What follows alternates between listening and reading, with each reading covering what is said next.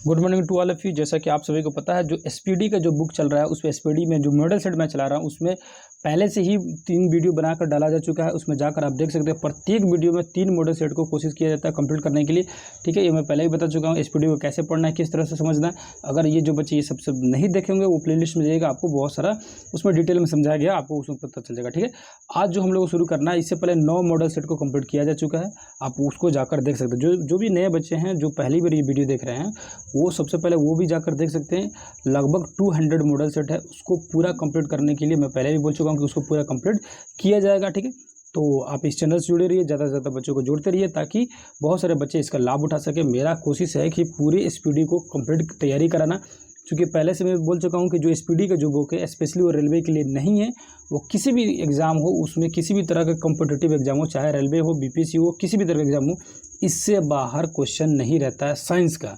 तो साइंस जो पर्सन है उसको कंपटीशन के लिए बहुत ही बेहतरीन तरीके से तैयारी कराने का एकमात्र जो बुक है, बहुत ही बेहतरीन बुक है। जैसे लूसेंट कैसे माना जाता है कि बहुत बेहतरीन बुक होता है रिवीजन के लिए, उसी तरह जो एसपीडी जो है ना बहुत ज़बरदस्त बुक मान के चलिए, बहुत ही बेहतरीन बुक है ये साइंस की तैयारी कराने के लिए।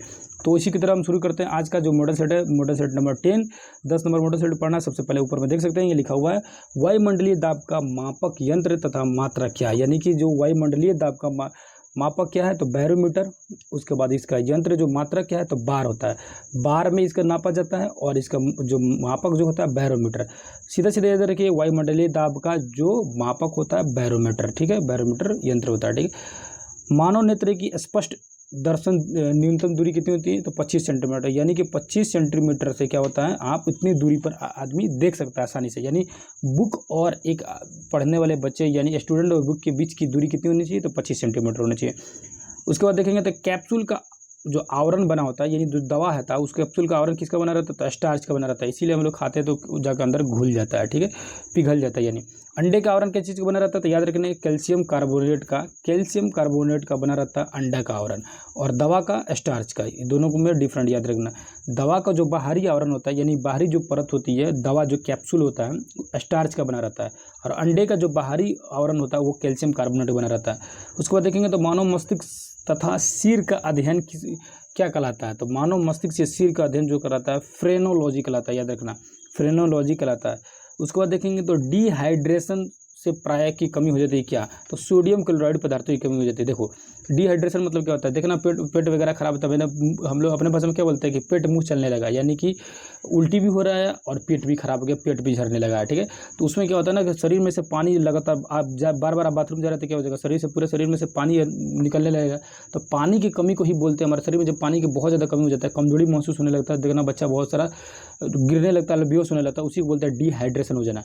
तो जब डिहाइड्रेशन पानी के शरीर में कमी होता है ना तो हम लोग को ब्रेन की जो कोशिकाएं होती है जिसको हम लोग बोलते हैं न्यूरॉन, उसी न्यूरॉन को काम करने के लिए ब्रेन के अंदर में दो माने न्यूरॉनों के बीच में सोडियम रहता है।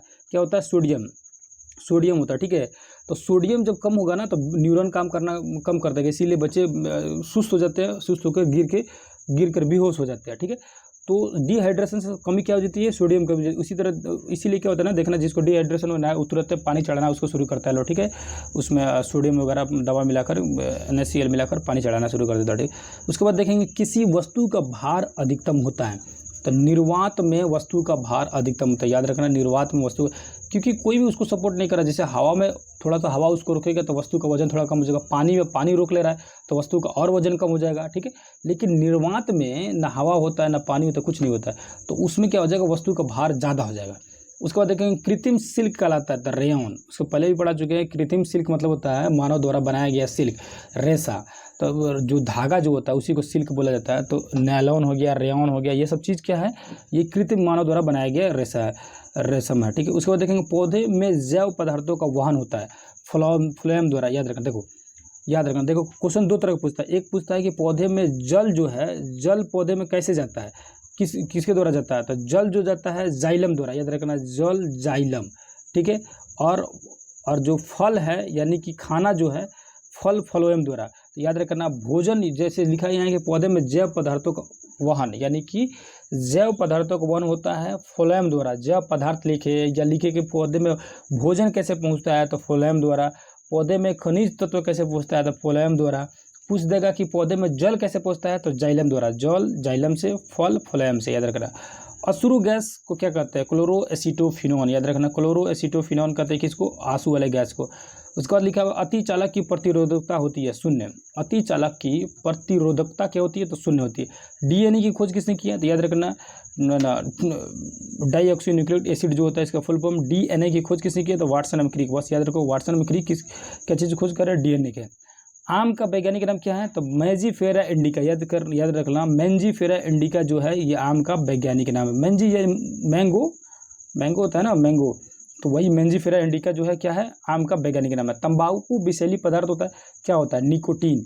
जो निकोटीन एक नामक पौधा होता है उसी से तंबाकू में प्राप्त होता है, ठीक है। निकोटीन इसमें पाया जाता है तंबाकू में, याद रखना। रेफ्रिजरेटर में जल को ठंडा करने के लिए प्रयोग किया जाता है अमोनिया गैस, यानी कि जो हम लोग फ्रिज जो है, जिसको हम लोग फ्रिज बोलते हैं, ठीक है ना, वो फ्रिज में कौन सा गैस होता है? तो अमोनिया गैस होता है। उसी कारण फ्रिज में कोई भी सामान रखा हुआ ठंडा होता है, ठीक है। वायुमंडलीय दाब बराबर होती है 10 के पावर 5 न्यूटन मीटर स्क्वायर, याद रखना। ये एन मतलब होता है न्यूटन मीटर स्क्वायर, ठीक है, न्यूटन प्रति मीटर स्क्वायर वही होता है। 10 के पावर 5 कितना होता है? वायुमंडलीय दाब के बराबर होता है। उसके बाद देखेंगे दो समानांतर दर्पण के बीच के वस्तु का प्रतिबिंब क्या होगा? तो दो समानांतर का अनंत हो जाएगा। देखो इसका एक ट्रिक बता दे रहे हैं, बहुत ही बेहतरीन ट्रिक है, उसको एकदम रट लो। देखो कौन सा प्रतिबिंब कहाँ बनेगा? तो अ ब फ, ये रट लो, अ ब फ। कोई भी चीज़ अनंत में रखोगे ना तो उसका जो अनंत पर रखे वाले वस्तु कहाँ बनेगा? अगर किसी क्वेश्चन में देगा कि किसी वस्तु को अनंत पर रखा जा रहा है तो उसका प्रतिबिंब कहाँ बनेगा? तो अ के बनेगा फ पर, यानी कि अनंत का बनेगा फोकस पर, और फोकस का बनेगा अनंत पर, याद रखना। क्वेश्चन में दिया रहेगा कि कोई भी वस्तु को अगर फोकस पे रखा जा रहा है तो उसकी प्रतिबिंब कहाँ बनेगी? तो अनंत पर बनेगी, यानी अ का फ पर, फ का अ पर बनेगा, ठीक है। उसके बाद ब से होता है वक्रता केंद्र, तो यानी कि जो ब पे रखा गया उसको वक्रता केंद्र बनेगा। अब याद रखना, ठीक है। समझ आए कि नहीं समझ आए कि कौन सा किस में बनेगा? अब एक और देख लो क्या है, एक और क्या क्वेश्चन पूछता है। कभी कोई क्वेश्चन देता है कि अनंत और वक्रता केंद्र के बीच में कोई वस्तु रखा गया है तो उसकी प्रतिबिंब कहाँ बनेगी? तो अनंत और वक्रता केंद्र के अगर बीच में कोई वस्तु रखी गई है तो उसका जो प्रतिबिंब बनेगा यहाँ बनेगा, वक्रता केंद्र और फोकस के बीच में बनेगा, ठीक है। ये सब चीज़ ट्रिक है याद करने के लिए। और वक्रता केंद्र और फोकस के बीच में कोई वस्तु रखा है तो उसका प्रतिबिंब यहाँ बनेगा, अनंत और वक्रता केंद्र के बीच में बनेगा, ठीक है। इसको फिर कभी डिटेल में उसको समझा देंगे, बस इतना याद रखो कि ऐसे ही बनता है प्रतिबिंब, ठीक है। उसके बाद देखेंगे पेप्सिन प्रोटीन को बदलता है, पॉलीपेप्टाइड में बदलता है, यानी पेप्सिन जो है प्रोटीन को क्या करता है? सीधा सीधा याद रखो इसमें से कि जो पेप्सिन जो है क्या आता है? प्रोटीन को पाचन करता है, ठीक है। प्रोटीन का पाचन कौन करता है? तो पेप्सिन करता है, याद रखना। उसके बाद देखेंगे उसको नीचे आएंगे तो किस ना क्वासिगोर और मरासमस बीमारी जो है, क्वासिओरकर जो है और मरासमस बीमारी होती है, क्या होती है? प्रोटीन की कमी से जो बीमारी है, यानी प्रोटीन की कमी से कौन सी बीमारी होती है? तो मरासमस बीमारी या क्वासिओरकर बीमारी होती है, ठीक है। डीएनए की इकाई क्या है? तो न्यूक्लियोटाइड होता है। न्यूक्लियोटाइड जो डीएनए होता है ना उसकी इकाई, जैसे देखो ऐसे डीएनए होता है, हम लोग का डीएनए ऐसे होता है कि नहीं? ऐसे ही पढ़े लो डीएनए। अब ये डीएनए में जो ऐसे फिगर बना हुआ रहता है, जैसे डीएनए में ये देखिएगा तो इसके अंदर ऐसे ऐसे बना रहता है, ऐसे ऐसे ऐसे ऐसे ऐसे ऐसे बना रहता है, ठीक है। इसी को बोलते हैं न्यूक्लियोटाइड, ठीक है। ऐसे ऐसे ऐसे बना रहता है, इसी को न्यूक्लियोटाइड बोलते हैं, ठीक है। डीएनए की छोटी इकाई क्या होती है? न्यूक्लियोटाइड्स होती है। किस तापमान पर सेल्सियस फ़ारेनहाइट जो होता है, सेल्सियस और फ़ारेनहाइट ये दोनों मतलब समान होता है, तो -40 डिग्री सेल्सियस पर याद रखना। जैसे कि अभी बताया है कि जो बुखार वगैरह में होता है तो 98 डिग्री बोलते हैं, 98 प्लस फ़ारेनहाइट हो गया, ठीक है। उसके बाद ये 37 डिग्री सेल्सियस होता है, ये सेल्सियस में 47 डिग्री सेल्सियस होता है, 37 डिग्री, और 98 पॉइंट समथिंग होता है क्या? फ़ारेनहाइट में। लेकिन दोनों का टेम्परेचर एक जगह बराबर होता है, कब? तो -40 डिग्री पर दोनों का टेम्परेचर बराबर हो जाता है। उसके बाद देखेंगे ट्यूबलाइट में कौन सी गैस भरी होती है? तो मर्क्यूरिक ऑक्साइड और आर्गन गैस भरी रहती है ट्यूबलाइट में, ठीक है। उसके बाद आएंगे सेट नंबर 11 में देखेंगे तो सबसे हल्की धातु लिथियम, याद रखना। सबसे हल्की धातु लिथियम, सबसे कठोर धातु हीरा या प्लेटिनियम, ठीक है। सबसे भारी यूरेनियम आएगा, ये सब चीज़ें आएगा डिटेल में। सबसे पहले यहाँ समझिए सबसे हल्की जो धातु है कौन सी है? तो हल्की धातु क्या कौन सी हो जाएगी? लिथियम हो जाएगा, ठीक है। उसके बाद देखेंगे चावल को पॉलिश करने से कौन सी विटामिन खत्म हो जाएगी? तो विटामिन B1 जो है वो खत्म हो जाती है। B1 ये क्या हो जाती है? चावल पर पॉलिश जो किया जाता है तो उसका विटामिन B1 चावल से खत्म हो जाता है, और इसके कमी से बहुत सारा बीमारी होने लगता है बच्चे में, ये क्या बोलते हैं उसको? कुपोषण होने लगता है, ठीक है। इसीलिए पॉलिश वाला चावल नहीं खाना चाहिए। उसके बाद देखेंगे प्याज तथा लहसुन में गंध किस तत्व के कारण होता है? तो पोटासियम के कारण प्याज हम लोग को महकता है, मतलब गंध आता है, ठीक। उसके बाद देखेंगे किस पदार्थ को लगाने से रक्त का बहना रुक जाता है? तो फेरिक क्लोराइड जो क्लोराइड होता है, फेरिक क्लोराइड को लगाने से क्या होता है? ब्लड रुक जाता है, बहना बंद कर देता है। उसके बाद देखेंगे सबसे भारी धातु कौन सी है? तो ओस्मियम। देखो ओस्मियम, यूरेनियम, ये सब क्या है? सबसे भारी धातु, याद रखना सबसे भारी धातु है।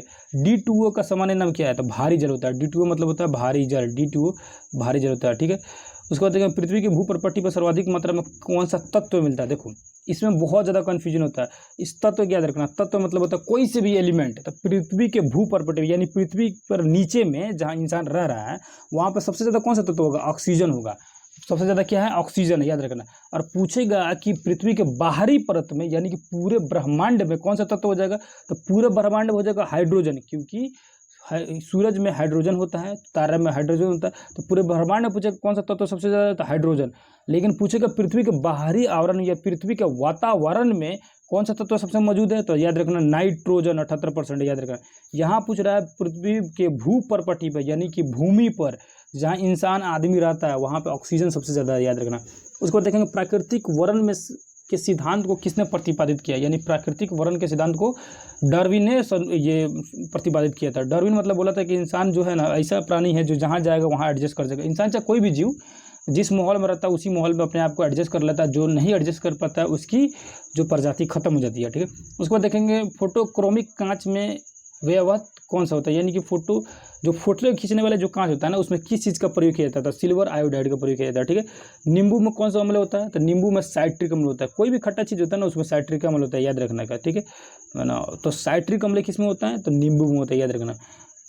कौन सी विटामिन को गर्म करने पर नष्ट हो जाता है, तो विटामिन सी। देखो सिर्फ गर्म करने पर ही नहीं, देखो विटामिन सी तो गर्म करने पर भी नष्ट हो जाता है और साथ ही साथ पेशाब करने से भी विटामिन सी हमारे शरीर से निकल जाता है, ठीक है। उसके बाद देखेंगे स्याही के धब्बे को मिटाने के लिए किस अम्ल का उपयोग किया जाता है, तो ऑक्जेलिक अम्ल का उपयोग किया जाता है। देखो कोनो दोस्त यार गलती से किसी के शर्ट वोट पर किसी कपड़ा पर स्याही वगैरह गिरा दिया होगा, इंक मतलब, तो ऑक्जेलिक अम्ल लाना उसे साफ़ कर लेना, साफ़ हो जाएगा, ठीक है ना। बाकी जो कपड़ा का कलर उड़ जाएगा उसकी गारंटी नहीं है, ठीक है भाई, उड़ भी जाता है। कीटों में होते हैं क्या, तो कीटों के 6 पैर होते हैं और 4 पंख होते हैं, याद रखना। कीड़ा मकोड़ा का 4 गो पंख होता है और 6 गो पैर होता है, याद रखना। ये क्वेश्चन छोटे छोटा है लेकिन पूछ देता है। उसके बाद देखेंगे खाना को ज़्यादा पकाने से कौन सा अम्ल नष्ट हो जाता है, फॉलिक अम्ल जो होता है वो नष्ट हो जाता है खाना को ज़्यादा पकाने से। दूध में कौन सा अम्ल पाया जाता है, तो याद रखना दूध में जो एसिड पाया जाता है उसको बोलते हैं लैक्टिक अम्ल। वो इसी कारण दूध से दही भी जमता है, ये लैक्टिक अम्ल के कारण, ठीक है। ग्वाइटर जो है रोग के संबंधित किससे, ये ग्वाइटर रोग जो है किससे, आयोडीन की कमी से होता है। वही घेंगा, ग्वाइटर रोग मतलब होता है घेंगा रोग। देखते हैं कि गर्दना के पास एक बड़का सा एक झब्बू टाइप का लटक जाता है, उसी को बोलते हैं घेंगा रोग, उसी को आयोडीन की कमी से होता है, ठीक है। एपीकल्चर का संबंध किससे है, तो एपीकल्चर की याद रखना मधुमक्खी पालन से होता है। एपीकल्चर मधुमक्खी पालन, सेरीकल्चर रेशम पालन। तो यानी कि शेरी से ट्रिक बताते हैं कि शेरवानी पहनना है हमको रेशम का, शेरी मतलब शेरवानी पहनना है रेशम का। एपीकल्चर को बताते हैं कि मधुमक्खी पालन, बोले थे कि एपी कंपनी का हनी मिलता है, ठीक है। एपी कंपनी का क्या मिलता है, हनी मिलता है। प्रोटीन का पाचन किस अंग में होता है, तो प्रोटीन का पाचन छोटी आंत में। देखो किसी भी चीज़ का पाचन बोलेगा, देखो पाचन तंत्र तो पूरा डिटेल में बढ़िया से पढ़ा भी चुका, अगर जिसको देखना हो जाकर देख भी सकता है, बायोलॉजी वाला प्लेलिस्ट में जाकर मिल जाएगा। लेकिन यहाँ समझ लो कि किसी भी चीज़ का पाचन यानी भोजन का पाचन, भोजन में कुछ भी हो, कार्बोहाइड्रेट हो, प्रोटीन हो, वसा हो, फैट हो, कुछ भी हो, उसका सब किसी का पाचन कहाँ हो जाता है, छोटी आंच में। लेकिन जल जो होता है, पानी का जो पाचन होता है कहाँ होता है, बड़ी आंत में। बस याद रखना बड़ी आंत में क्या होता है, जल का पाचन होता है, बाकी सारे चीज़ों का पाचन छोटी आंच में हो जाता है, ठीक है। उसके बाद देखेंगे होमोफीलिया किस प्रकार का रोग है, तो अनुवांशिकी रोग है। देखो होमोफीलिया क्या होता है ना, ब्लड वगैरह नहीं रुकता है, उसी को बोलते हैं होमोफीलिया रोग। ये अनुवांशिकी रोग है, ठीक है, मतलब जेनेटिक होता है, एक बाप को हुआ तो बेटा को होगा, किसी न किसी को मतलब होते रहता है खानदान में, ठीक है। दूध का फटना, दूध से दही बनना, ये किस क्रिया के कारण होता है, तो किण्वन विधि द्वारा दूध का फटना या दूध से दही बनने की प्रक्रिया होती है। अब देखिएगा मॉडल सेट नंबर 12 यानी 12 नंबर मॉडल सेट आएंगे। यहाँ देखें तो इंसुलिन की खोज किसने किया था, तो बेंटिक और बेस्ट नामक 2 वैज्ञानिक थे, उन्होंने किस चीज़ की खोज की, तो इंसुलिन की खोज की, ठीक है, इंसुलिन की खोज, ठीक है। पारसेक किस भौतिक राशि का मात्रक है, तो खगोलीय दूरी का। देखो बता चुके थे कि दूरी का मात्रक होता है एक तो मीटर, उसके बाद होता है किलोमीटर, उसके बाद होता है प्रकाश वर्ग, उसके बाद होता है पारसेक। अब जिसको जैसे नापना, बहुत दूरी नापना है तो पारसेक से नापेंगे, उससे थोड़ी कम दूरी नापना है तो प्रकाश वर्ष से नापेंगे, उससे कम दूरी नापना है तो किलोमीटर में नापेंगे, उससे कम मापना है तो मीटर में मापेंगे, उससे भी कम मापना है तो सेंटीमीटर में मापेंगे। ये सब चीज़ मतलब दूरी मापने की इकाई है। तो दूरी मापने की सबसे बड़ी इकाई कौन सी हो जाएगी, तो पारसेक हो जाएगी, ठीक है। इसमें क्या चीज़ नापा जाएगा, तो खगोलीय दूरी का। और मान लो पृथ्वी से ब्रह्मांड की दूरी, मतलब ब्रह्मांड मतलब पृथ्वी से बृहस्पति की दूरी, मतलब अन्य ग्रहों से अन्य ग्रहों की दूरी, या एक तारे से दूसरे तारे की दूरी। अब इतना लंबा लंबा दूरी, कई लाख वर्ष दूरी हो जाएगा, तो उस सब चीज़ को कच्ची में नापा जाएगा, किलोमीटर में नापिएगा। नापते नापते कैलकुलेशन करते करते भुलाइए जाइएगा। उसको नापा जाता है किसमें, पार्सेक में नापा जाता है, ठीक है। उसके बाद देखेंगे गाय के दूध का पीला रंग किस कारण होता है, तो कैरोटीन पाया जाता है गाय के दूध में, जिसके कारण गाय का जो दूध होता है पीला रंग का दिखाई देता है। मलेरिया का परजीवी क्या होता है, तो मलेरिया का जो परजीवी होता है प्लाज्मोडियम कहलाता है। मलेरिया का परजीवी क्या होता है, तो प्लाज्मोडियम होता है। उसको देखेंगे विकास के उत्परिवर्तन के सिद्धांत को किसने प्रतिपादित किया, याद रखना ह्यूगो डी ब्रिज जो था वो विकास के उत्परिवर्तन के सिद्धांत को प्रतिपादित किया था, ठीक है। उसके बाद देखेंगे धातुओं के बिल्डिंग के लिए किसका उपयोग किया जाता है, तो धातु जो है उसको बिल्डिंग करने के लिए एसिटिलीन गैस का प्रयोग किया जाता है, याद रखना एसिटिलीन गैस का प्रयोग किया जाता है, बिल्डिंग में किया जाता है। उसके बाद देखेंगे पॉलीथीन किसका बहुलक है, तो इथिलीन का बहुलक है क्या, पॉलीथीन, याद रखना। लोहे को जंग लगने से बचाने के लिए क्या किया जाता है, जस्तीकरण। इसके पहले वाले हम पढ़े थे कि लोहे को जंग लगने से बचाने के लिए कुछ धातु का उपयोग किया जाता है, तो जस्ता का उपयोग किया जाता है, ठीक है। उसी जस्ता को ही बोला जाता है जस्तीकरण, ठीक है। मतलब जस्ता को लेप लगाना लोहे पर, उसी को कहलाता है जस्तीकरण। उसके बाद देखेंगे हैलोजनों में सर्वाधिक क्रियाशील होता है फ्लोरीन। मतलब हाइड्रोजन गैस मतलब होता है कि अक्रिय गैस, अक्रिय गैस में सबसे ज़्यादा कौन सी है, तो फ्लोरीन जो है सबसे ज़्यादा क्रियाशील है। उसके बाद देखेंगे गैलेना किस धातु का अयस्क है, तो गैलेना जो है सीसा का अयस्क है। किसका अयस्क है, तो सीसा का अयस्क है, कौन सा, गैलेना, ठीक है। गैलेना किसका अयस्क है, तो सीसा का। उसके बाद देखेंगे आंसू में कौन सा एंजाइम पाया जाता है, तो लाइजोजाइम जो होता है आंसू में एंजाइम पाया जाता है, आंसू में एंजाइम पाया जाता है जिसको बोलते हैं लाइजोजाइम, ठीक है। उसके बाद देखेंगे तो आयोडीन की कमी से होने वाले घेंगा रोग किस ग्रंथि में वृद्धि होता है, तो जो थायराइड ग्रंथि है ना उसी में ये आयोडीन की कमी से कारण घेंगा रोग हो जाता है, ठीक है। तो ये थायराइड ग्रंथि में ही होता है, ठीक है। देखना थायराइड की जांच कराता है लोग T1 T2, देखना थायराइड का नॉर्मल जांच कराता है लोग, थायराइड का जो रेशियो है घटा बढ़ा के क्या हुआ आपका, ठीक है। पीएच का निर्धारण किसने किया, तो सोरेनसन जो है वो क्या किया, पीएच का निर्धारण किया। और पीएच से क्या होता है, पीएच स्केल पर 0 से लेकर 14 तक ले लिखा हुआ रहता है डाटा। 7 से जो कम हो रहता है उस डाटा उसको बोलते हैं कि अम्लीय पदार्थ है, 7 से जो ऊपर रहता है उसको बोलते हैं क्षारीय पदार्थ है, जो 7 है बीच में उसको बोलते हैं कि उदासीन या न्यूट्रल है, ठीक है। इस सब चीज़ की खोज किसने किया था, तो सोरेनसन ने खोज किया था।